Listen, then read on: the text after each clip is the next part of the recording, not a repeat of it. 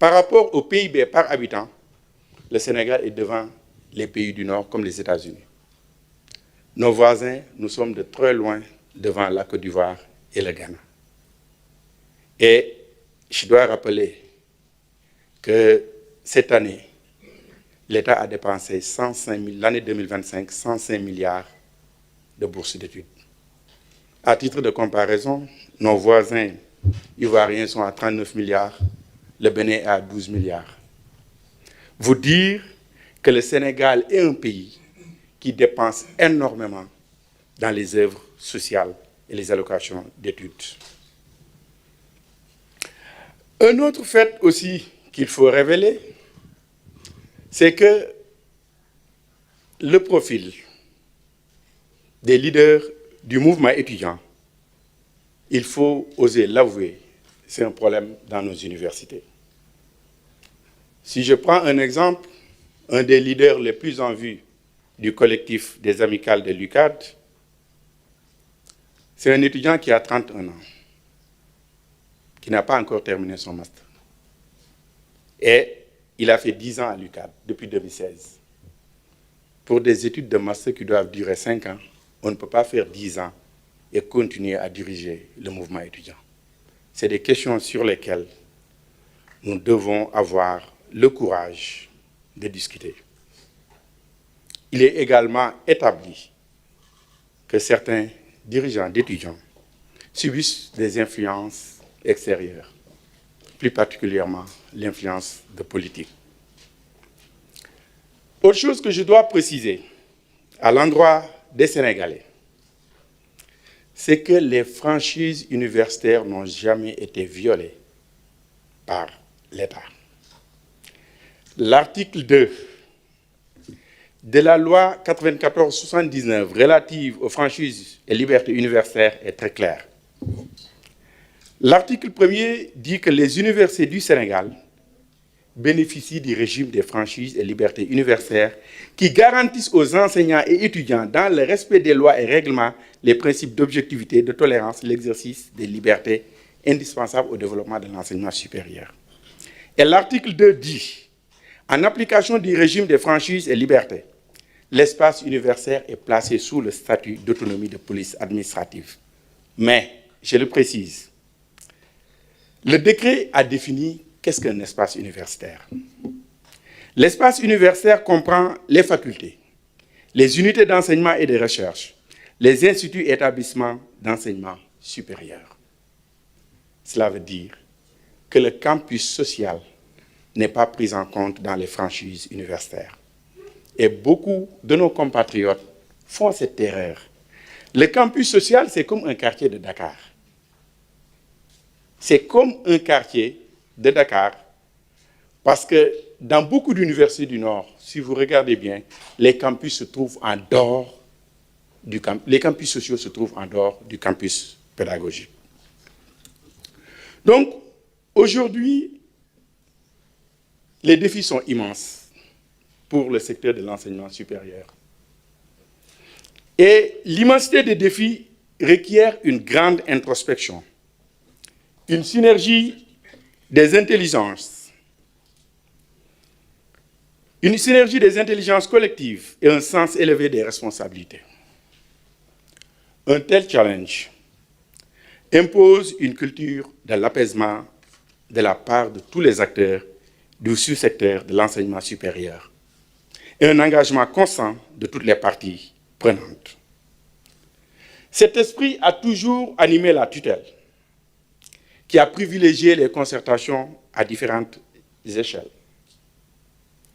Dans cette perspective, le MESRI a initié une série de concertations. Il en est ainsi des assises de l'enseignement supérieur du 21 au 25 juillet 2025 relatives à l'agenda national de transformation de l'enseignement supérieur, de la recherche et de l'innovation. Les conclusions consensuelles consignées dans le rapport Antesri m'ont été soumises pour transmission au président de la République. En ma qualité de ministre, j'ai également de façon régulière reçu les représentants des syndicats, syndicats d'enseignants-chercheurs et de PATS, mais surtout des étudiants. Je dois préciser que j'ai reçu à 4 reprises les délégués des amicales, du collectif des amicales de l'UCAD. J'ai reçu ces étudiants pour favoriser un dialogue inclusif en vue de résoudre des crises ou de retenir avec eux des solutions préventives.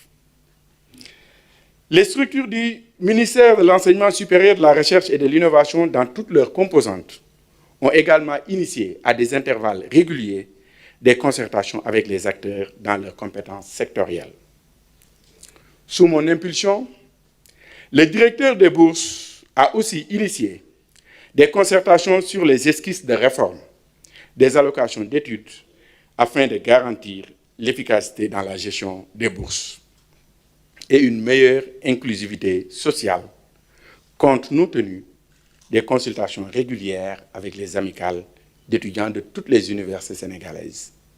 Je peux le dire, j'ai reçu presque les amicales de toutes les universités sénégalaises. Et lors de la crise du mois de novembre également, le Premier ministre et le président de l'Assemblée nationale ont reçu les amicales, le collectif des amicales de l'UCAD pour échanger sur la question des allocations de bourse. Enfin, le ministère de l'Enseignement supérieur, de la Recherche et de l'Innovation, conformément aux directives présidentielles du 15 octobre 2025, a instauré, avec l'appui du Haut Conseil du dialogue social, un comité sectoriel en son sein dans le but de prévenir les crises et de gérer les conflits.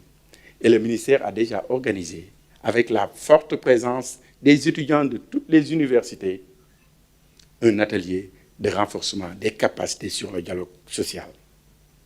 Donc cet atelier a été organisé du 26 au 28 décembre 2025. Toutefois, la mise en œuvre des réformes structurelles constitue une exigence pour reconstruire un enseignement supérieur de qualité au service exclusif des étudiants, du développement du capital humain, de la recherche et de l'innovation. Les dysfonctionnements observés au niveau des structures académiques plaident pour ces réformes. Les mener n'est pas une simple exigence de l'heure. Soucieux de garantir une formation de qualité et promouvoir l'excellence, je demeure convaincu que ces réformes relèvent de l'éthique, de la responsabilité que nous impose notre sacerdoce, celui de poser les jalons d'une vision renouvelée des universités sénégalaises et au-delà de tous les établissements d'enseignement supérieur. Avant de finir, je voudrais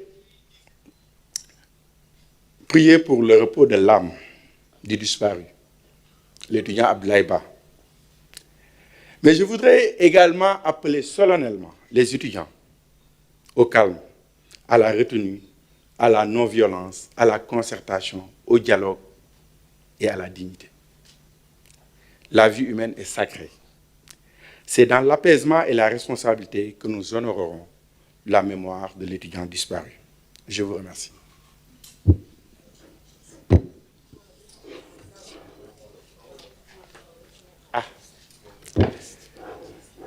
Vous m'obligez à faire le Wolof. Ce sera du franc Wolof.